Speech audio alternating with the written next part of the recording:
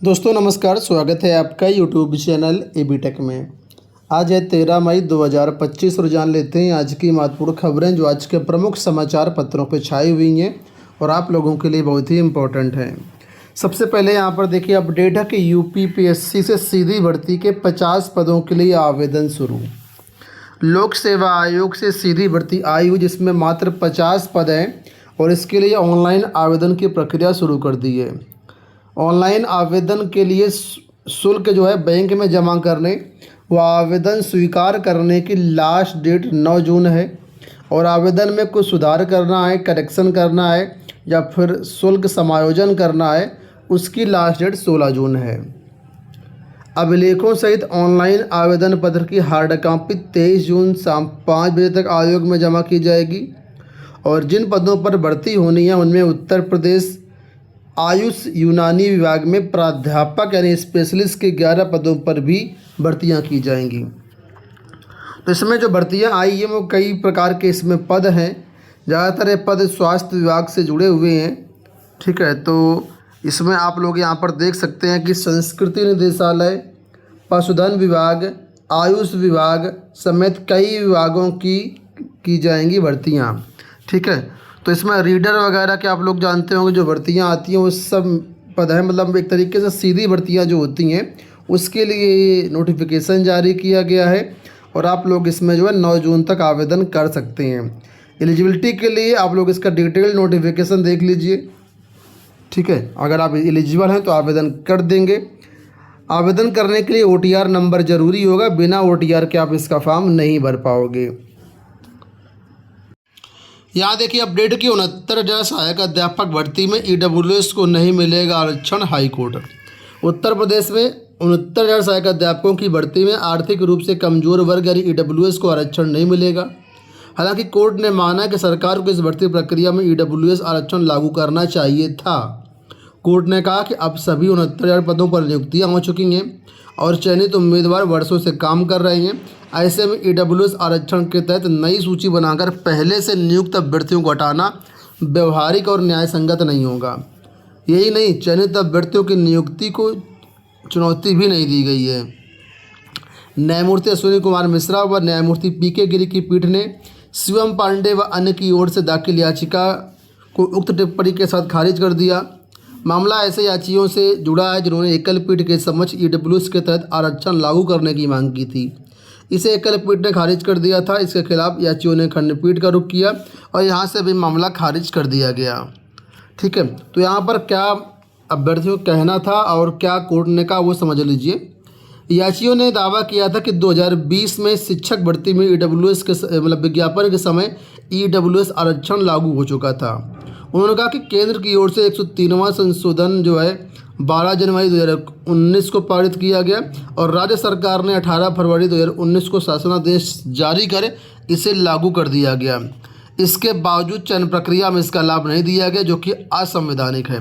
कहने का मतलब 18 फरवरी 2019 को उत्तर प्रदेश में EWS लागू कर दिया गया था, लेकिन जो भर्ती 2020 में 69,000 की आई इसमें इस चीज़ को लागू नहीं किया गया। ठीक है, तो उसी के लिए यहाँ पर कह रहा है कि जब EWS लागू था तो फिर इस भर्ती में क्यों लागू नहीं किया गया।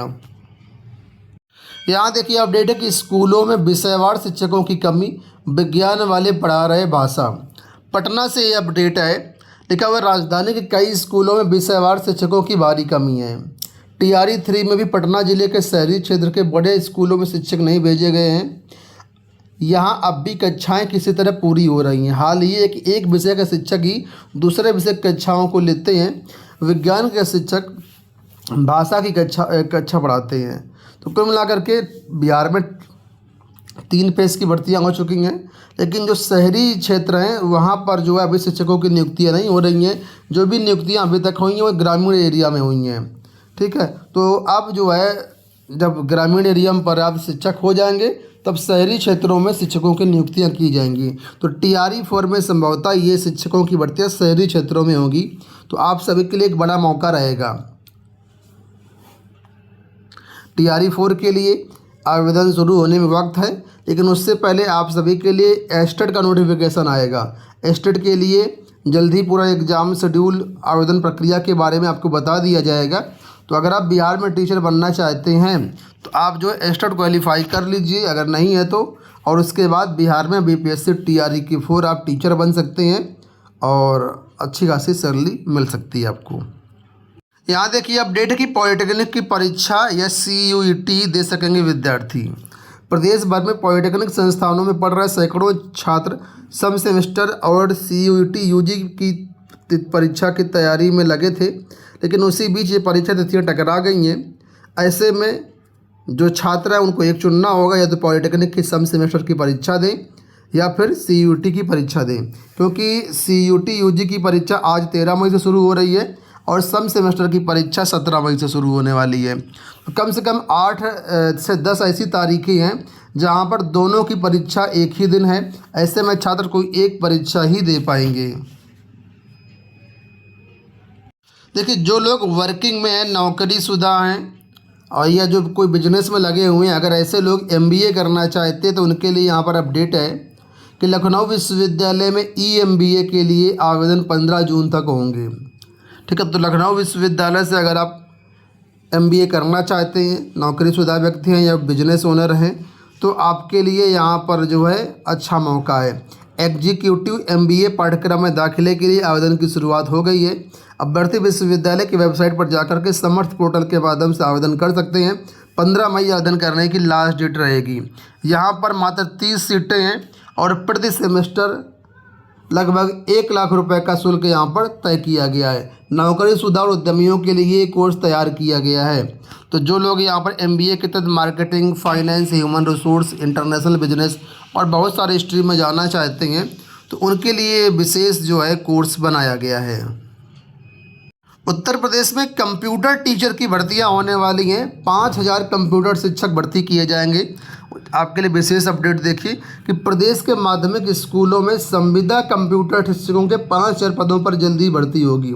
इसमें 9 से 12 तक के पाठ्यक्रम में शामिल कंप्यूटर साइंस विषय की सुचारू रूप से पढ़ाई हो पाएगी। शिक्षा विभाग ने कंप्यूटर साइंस के करीब 5000 शिक्षकों की भर्ती के लिए शासन को प्रस्ताव भेजा है। शासन की मंजूरी मिलने के बाद इस दिशा में कवायद शुरू कर दी जाएगी। तो कुल मिलाकर के अभी संविदा टीचर की भर्तियाँ होगी कंप्यूटर की, और बहुत अच्छा मौका है। 5000 पद कम नहीं होते हैं कंप्यूटर के।